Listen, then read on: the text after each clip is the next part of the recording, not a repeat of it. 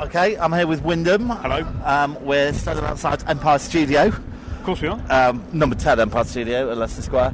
We're about to go and see the film Mandy, starring Nicolas Cage. We are at the Prince Charles Cinema as part of the BFI Film Festival. Yeah, unfortunately Laurie couldn't be here with us today. No, we can't. I mean, I think he told us to go class off. He couldn't be bothered, basically. So it's him all over. Yeah, he doesn't get to be part of the review. No. So that's great. Yeah. So what are your expectations, Wim? Well, I don't know. I'm basing most of my expectations on the overview Laurie gave us of Beyond the Black Rainbow by the same director. So I've got no idea what I'm Absolutely not whatsoever. I actually, no, to be fair, my expectation is that this is probably the perfect vehicle. What I've seen in the trailer, this is a perfect vehicle for Nicolas Cage doing what Nicolas Cage does best, which is bonkersness. I think it's going to be a psychedelic horror romp. Do you? Yeah. A romp. Nice. I'm quite excited. I think there's some murder and stuff like that which would make it romp less. And a bit of gore. Bit of gore, bit of violence, Yeah. bit of craziness. Okay, I think it should be good. Yeah, so let's report back after we've seen the film, shall Let's we? do that. Great. Perfect.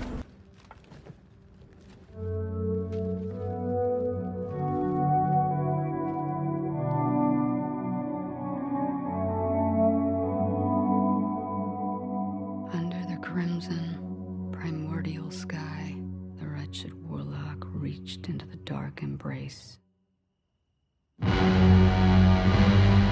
His fist closed around the serpent's eye. Strange and eternal. I need you to get me that girl I saw. Do you know what to do?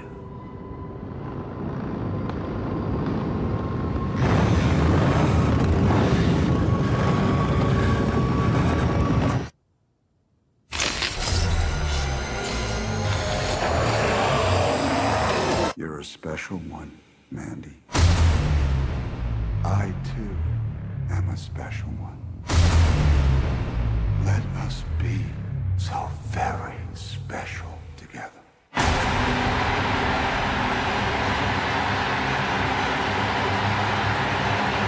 Okay, so we've just been to see the film Mandy.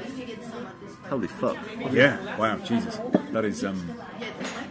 It's difficult to capture in a single sentence what that is all about. Did you like it? I think like would be going a step far. So it's one of those kind of films that it's full of lots of interesting things. Yes. But is it an enjoyable experience? It's about 2 hours long. Yeah, I think it was too long for a start. There's a lot of slow tracking shots. There's a lot of, I fucking hell. I went through periods of really liking it a lot and then really disliking it a lot. And towards the end, I was thinking, yeah, I think I really like this film. But then every now and then I go, oh, I don't know if I do. It actually kind of encompasses the things that scare me the most in reality, is that kind of normal human beings who have got a disconnect in their brains and that allows them to do terrible things. Yes. And think they're doing the right thing. That genuinely I find very... So that kind of thing, things like Texas Chainsaw Massacre, stuff like that, I find far scarier than supernatural, spooky, dooky stuff. Yeah. And you're right, there are bits in that film that you kind of go, wow, it's a really... Although the subject matter is unpleasant, there are some really interesting shots. So the bit where... So I guess premise of the whole film is Nick Cage and his wife live out in the woods. Yeah. This cult dude drives past his wife walking up the road one day, sees her, and thinks he's inherently entitled to everything on the planet, so they kidnap her. She doesn't go with it, so they murder her, and the rest of the film is Nick Cage getting his revenge. Yes. And the shot when they've kidnapped her, and the cult leader is giving his speech, and it's just a close-up on his face, and then Panos Cosmatos, the director, kind of blends the shot so it's a close-up on her face and his face and her face. And they just drift. They look so similar that you can't pick the moment one becomes the other. Yes. It's really interesting stuff, but fundamentally a bit... It's a bit out there. It's a love letter to all those classic rock album covers, isn't it, basically? Yeah, it's set in 1983 and she's evidently a rock... Yeah. And he and the world becomes that. Yeah, so. And so she's all wearing Motley Crue t-shirts and Black Sabbath t-shirts. He looks like a fucking crazy David Lee Roth. Yeah. It is a bit. It's set in 1983, so that's the backdrop. And they've got these. I didn't understand whether the three kind of bikers were. I thought they were supernatural to begin with. Like they were almost like Cenobites, weren't they? From 100%. Hellraiser. Yeah. They're kind of a mix between the Cenobites in Hellraiser and the gang in Weird Science. Yes, that's exactly right. There was about 20 films that kept popping Yeah. into my head as we went through this. Yeah. Evil Dead, obviously, that Yeah. was all the way through. I think they should have got on with the revenge bit a lot sooner. Yeah. Well, it definitely feels like two films, doesn't it? You kind of got the build-up, which is harrowing.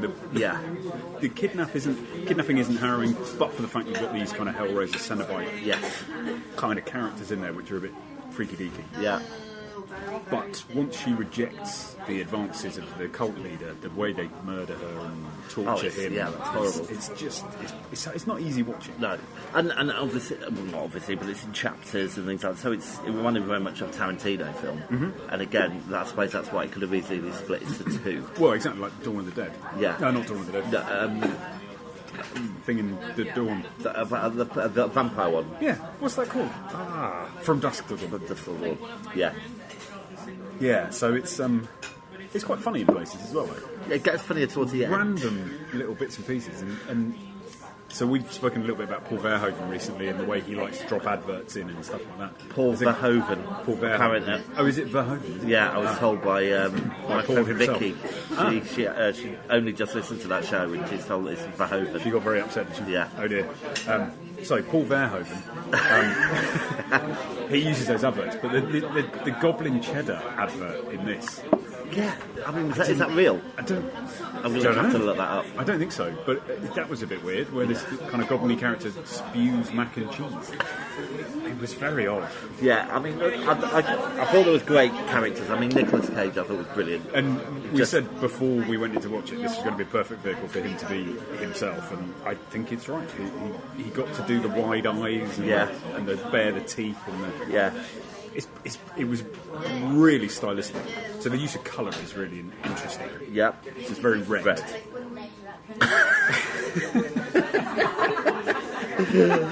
It just felt like we're inside a rock album painting the whole time. There's a bit Twin Peaks. It was a bit everything. And then David Lynch as we were watching it. It felt really like you've seen it all before, but then you hadn't seen it anything like it before. At the same time, it was really weird. Yeah, he makes this I don't know what it's metal, but this kind of weird ceremonial axe type thing, which reminded me of Worf. Klingon is definitely like a Klingon. So that was a bit weird. Yeah. I quite like the bit. I mean, there was a couple of, again, this reminded me of Tarantino, like kind of set piece monologues from characters. Yeah. There was this black guy in a caravan who I thought was very good. And he's the black guy in Predator and was in Commando. I think he's probably he's that always kind black. He is always. Oh yeah. Yeah. But you're right. And then there was one with the chemist, which I didn't think was very good at all, and a tiger, which was like, That was a bit weird. Well, again, it was just like for me, it was like an album cover. Yeah. It's like because there's always nothing to it. It was no. He walks into this hangar. There's a chemist making drugs. Yeah. A tiger in a cage, and the chemist just turns around. Nick Cage doesn't say anything. He goes, "Yeah, you're right," and he lets the tiger go. And then he tells him to go north to find the place. Yeah, so I think that was a bit Twin Peaksy, that kind of. Yeah, and I think it could have done with losing those bits. It could have done if it was 20 minutes shorter. I think I'd have come away because I was kind of waiting for it to finish because I was counting them off because I knew I liked how they finished off. Let's call them the Cenobites for one of a better word. Yeah. But then it was a bit fatigued by the time then he did the same with the game. To the cult. Yeah. Yeah, it's a bit art housey. Yeah. As opposed to just let's get the story told. He's creating this art. I haven't seen from Beyond the Black Rainbow, which was his first one. No. Will you watch it? Will I watch it? I don't know, to be honest. This isn't a film I'd go back and rewatch. No, I don't think I'd watch it again. Not anytime soon. Yeah, maybe in a couple of years or something. Yeah. I think it's got the potential to be a bit of a cult classic. Absolutely, Yeah. definitely, it will end up that kind of cult. I'd like to say, it's a really interesting. Some of the shots are brilliant. The lighting and all that kind of stuff is great, but It just takes its time, I suppose. But and that's not inherently a bad thing. no, It's just a bit wrong footing. yeah. What did you think? What did you think of the gore, the horror elements? Quite good. I mean, The interesting bit when don't he want to give too many spoilers away. But when Mind he you, we probably so that the picture you get if you Google Mandy, you get a picture of Nick Cage with his face all red, right. and the bit that gives him that red face with one of the Cenobites, where he just kind of cuts through it. Oh yes. He just gets covered in blood. Is Yeah, and then just laughs at the end of it. and Mandy's demise is horrible. It is, yeah, Yeah. it is. So the bits where, like you say, though, you've seen it all before. There's nothing. It's not kind of breaking new ground. But all of the demises are brutal. I think it's fair to say, and that's obviously Nick Cage, the character. I don't know what his name is. What's the character? I've no idea. Mandy's husband. He mentions it right at the start, Yeah, doesn't he? can't Doesn't he? remember. Oh no, that's not him, is it? When he does the knock thing. No, I thought that was his name. no, that's Eric Estrada from Yeah, Chips. that was the one. No. Let's call him that. So, but it's obviously his pent-up rage is manifest in all of the demises. Yeah. it's a lot to take in. He had a few one-liners, didn't he? did have a And I couple, think yeah. I suppose they did that. I think if there had been more, it would have been too much. But So the bit where he goes go and on. gets his crossbow back from somebody you don't know what his history is, but there's obviously history. And the guy's then telling him the backstory and saying how dangerous these people are and the chances of him succeeding are very minimal and he should be prepared that he's not going to make it. And Nick Cage pauses a beat and he goes, well, don't be negative. Yeah, and you needed that release because it was so heavy. Yeah, and the sound and the music to it are really oppressive. Absolutely. Excuse me. And it starts with almost that kind of you go back to Blade Runner and just that kind of massiveness of the sound. Yeah, of Blade it's Runner. hugely imposing. Just It's all almost pervasive. too much Yeah. to begin with. It makes you feel uncomfortable. Yeah, Which is obviously is the the point. effect. But All right. So, what would you give it out of 10? I think I'd give it. I think I would give it a 7. Yeah. I don't think there's anything original, but you put it all I'm together. teetering between a 7 and an 8, Right. but I think probably a 7. I think what clinches the 7 for me is the goblin cheddar. I really want that to be real. I don't think it is, but I really. We're gonna have to check that out. I might have to check in a minute. I think if I'd enjoyed it, if it had been more enjoyable as a rock, I just think they missed bits quite a few times. It's not intended to be enjoyable, I don't think, is it? No, but you can enjoy like The Evil Dead. You know, at the end of The Evil Dead when Ash goes on the rampage, it's brilliant. Yeah. And I did enjoy his revenge bit, but But that's because it's a supernatural. yeah, And you can go on the rampage in a supernatural film, whereas this is not supernatural. Yeah. This is just people twisted in there. yeah, So completely it's twisted. natural, it's human. Yeah. It's, What did you think about the animation? it was alright, actually. It was a bit. I wasn't expecting it, No. but then interestingly, as soon as it happened, I went, well, it's fine. Why Yeah. wouldn't it be? Yeah. I didn't necessarily understand it. I don't think. I'll probably have to see it again to kind of go, oh, well, maybe think about it. There's I don't think there's anything to understand. no? No, I think it's just again those paintings all kind of coming to life. I don't think there's anything incredibly deep. Yeah. You do imagine, there's part of me that thinks that Panos Cosmatos probably has one of those wolf coats. Oh, almost definitely, yes. Yeah. It was a peculiar film. All right. I'm intrigued by Beyond the Black Rainbow, but I don't know whether... I might have to ask Laurie about what it's about. Yeah, It's probably great well, just to watch it. we've already tried to do that. We didn't get very far. All right, well that's it. That is it. Great. 7 out of 10? 7 out of 10. 7 out of 10. Worth watching. Yeah. Great. Good luck. Bye. Cheers.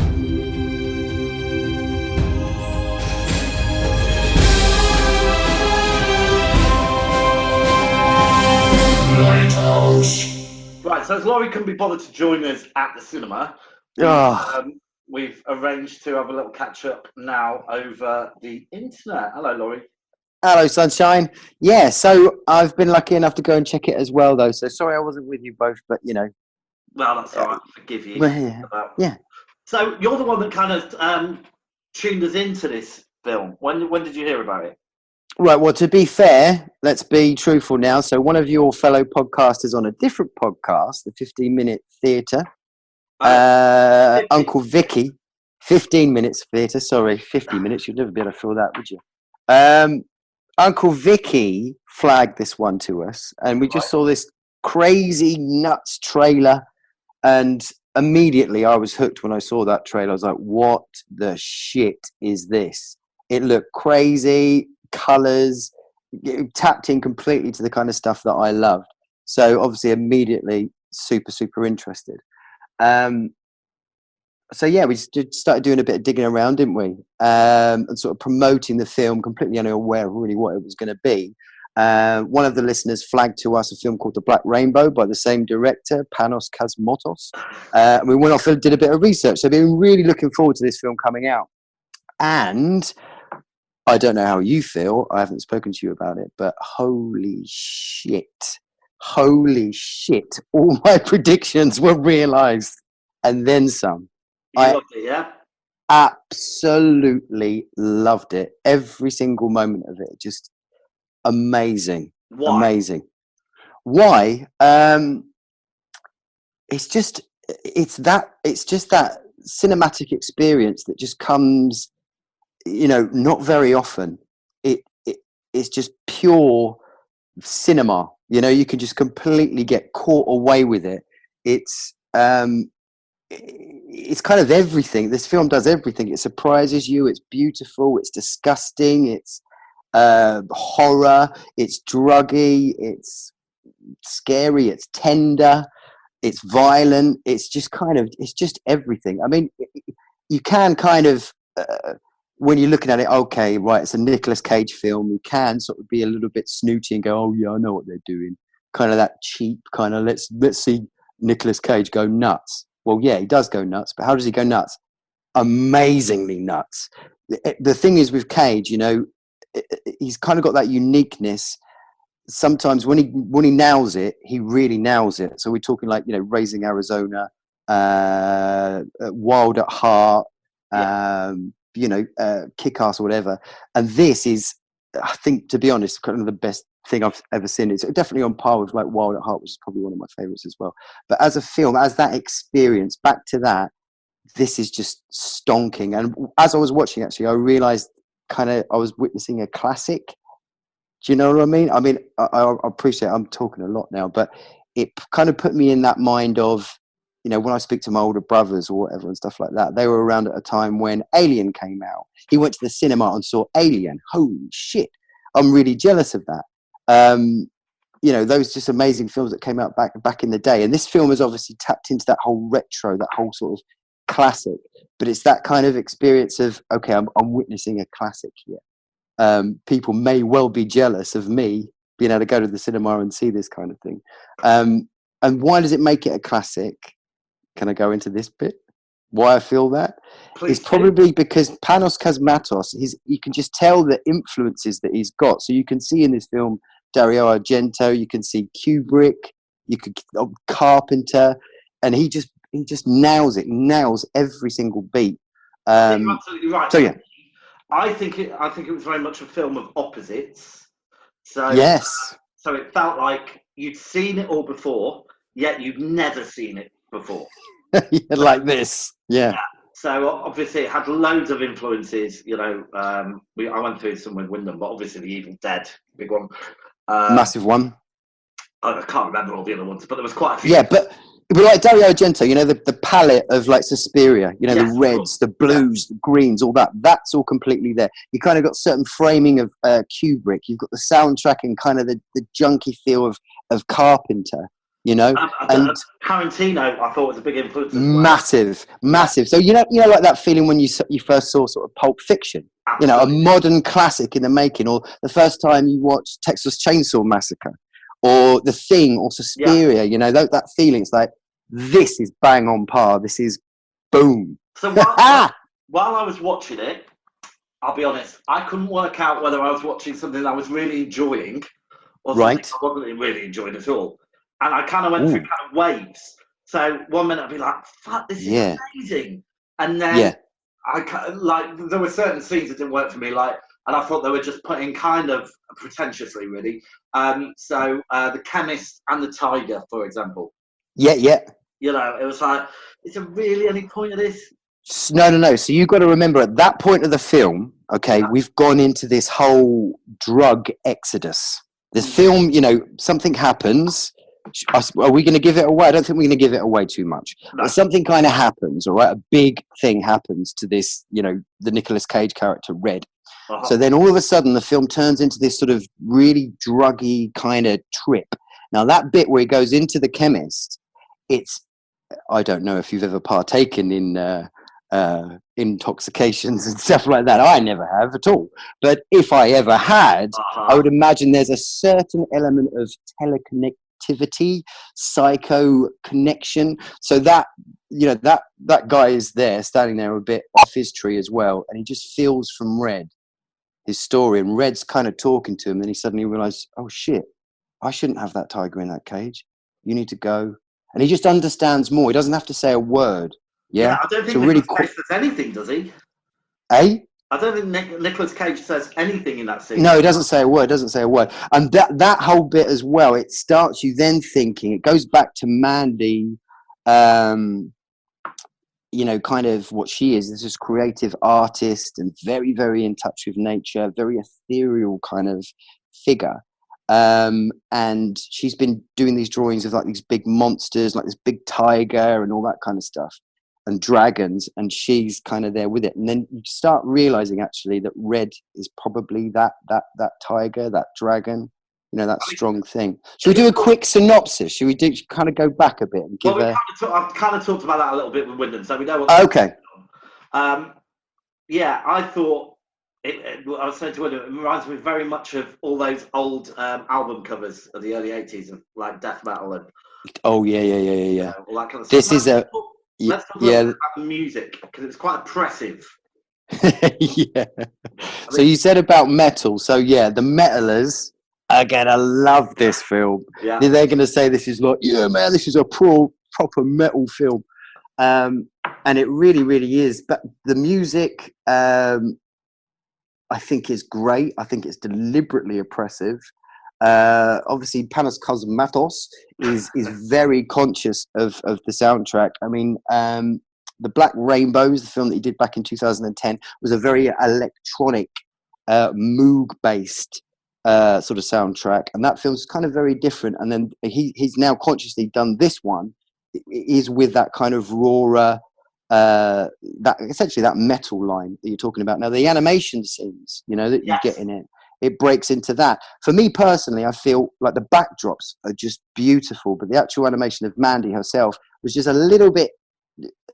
I personally would have drawn it a little bit different, because it reminded me slightly of a little bit Batman the Animated Series, but I know what they were doing there. They're basically touching on a film, again, early 80s film, Heavy Metal, Fantastic Planet. He's totally is pulling all that out. So then again, back to that sort of metal reference. That's definitely a line that he's doing all the way through. So music, brilliant. Okay, so I think we're going to have to wrap it up. So, me and Wyndham marked it out of 10. Yep. So, before I tell you what we gave it, what would you give it out of 10? Whoa. Oh, it's because unfortunately I'm comparing it now to Beyond the Black Rainbow, because I saw this before this one, and I slightly prefer that one. So I'm going to give Beyond the Black Rainbow a 9, even though we're not reviewing that. So that means I'll have to give this an 8.9. Is that allowed? 8.9. All right. Yeah. Guess what? Me and Wyndham marked it.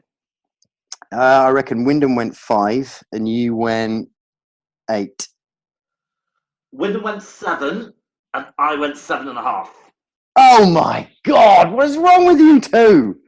This is something, man. This is really, really something. I think it was a little bit too long. No, it wasn't. I mean, what the hell was that ending? You know, the planets. You know, you have that tender moment at the beginning of the film where they're just laying there talking about what's your favourite planet, blah blah blah. Really like that. Well, I think that was alluding to that, wasn't it? Yeah, it is definitely that connection of that, but it's almost like something's changed. You know, the Jesus freaks, Jeremiah and all those guys. Is there something that's arriving? It's all kind of changing. For And me, what was that stuff? Those bikers, the hell bikers, in that the hell bikers. What are they metal, drinking? studio painting. That was all. Yeah. But what is that stuff that the metal bikers are drinking? It's acid, isn't it? You reckon that's acid? Yeah, well, it is definitely because they tell the story about it, don't they? They tell the story about the jelly weird stuff. Cage tries a bit and then it just melts his brain. So before that, they tell the story of how those guys were created, and they made this batch of acid, which was like more potent and more stronger than ever before. And then when you see that biker, you know, when he takes it, when he says blood, that's not blood in that jar. That's just acid, and he just drinks the whole thing. Whereas Cage touches it, and it's like bang, pow. So you can imagine the blood for blood bit. I think is because they gave up one of their crew, don't they? Yeah. No, it has lingered with me. I think it's a good film. Certainly refreshing. I was saying to Wyndham as well. It's about time that we had a horror film that isn't just either a remake or just a pastiche of something we've seen before. It feels very fresh. You can argue it's a pastiche of stuff that we've seen before, but it nails it. It actually gets to the real raw crux of it. And going back to that, just that experience of cinema. If anyone's listening to this that, you know, is really like a big, you know, a film fan. I'm not talking about people that say that their favorite film is Shawshank Redemption. You know, if you do say that, I argue you're probably not really a film fan. But if you're a film fan and you want that experience, this film gives you that. It's just stonking. Do you love the way it's sort of chaptered as well? The beautiful, you know, that opening chapter of Sunnydale Cottage, 1983. Gorgeous. Well, that was very Tarantino, wasn't it? The chapter. The children of the yeah. Absolutely, done in such a good way. I love the film. Absolutely love the film. And I think maybe deliberately they've done it quite a small release. It's quite tricky to go and see it. And again, that ties back into the Black Rainbow. There's no real DVD or Blu-ray release of it, so I don't know if they're deliberately trying to keep it quite cult, keep it quite low. I've got a feeling this is going to be quite a hit. I think it's going to be definitely. Oh yeah. Well, hopefully, yeah, they do pump it out on a wide basis. But yeah, I think we've got ourselves a modern day classic here, and definitely one of my top favourites of this year. Brilliant. And just a few memorable lines, maybe. I mean, I did like. I think Wyndham's was when he was talking to the black guy and he was telling him about how, you know, dangerous and how he's not going to come back alive. And Kate goes, "Why so negative?" Yeah, not just any black guy, actually, just to point out. That's Predator. I forgot his character's name in Predator, but that's our boy from Predator. Yeah. He's a super dude. But I kind of like it's kind of the same scene, actually, the line where he goes, just crazy evil, where he's just trying to explain what the hell happened. And that's when those hell bikers turn up, don't they? And, you know, obviously they do that. The one from Weird Science. Yeah, similar. It was like a cross between Weird Science and Hellraiser, wasn't it? Oh, this film is just so good. Yeah, the whole Cenobites, all that stuff. It just nails it, man. It nails it. All the stuff that I love and I hold dear. It's like a beautiful, wonderful, violent, tender, amazing dream. I loved it.